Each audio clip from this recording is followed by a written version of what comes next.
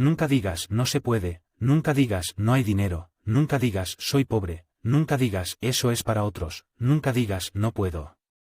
No digas palabras negativas que solo retrasan tu aprendizaje y tu camino en la lucha. Solo di que el tiempo llegará, ahora no es el momento, pero lo lograré. Estoy convencido de que en el futuro tendré lo que quiero.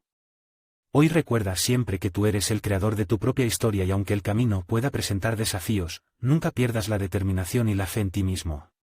Cree en tus sueños, trabaja duro para alcanzarlos. Nunca permitas que las dudas y los miedos te detengan.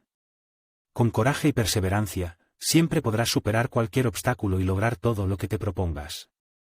El éxito está al alcance de tus manos, ve y hazlo realidad.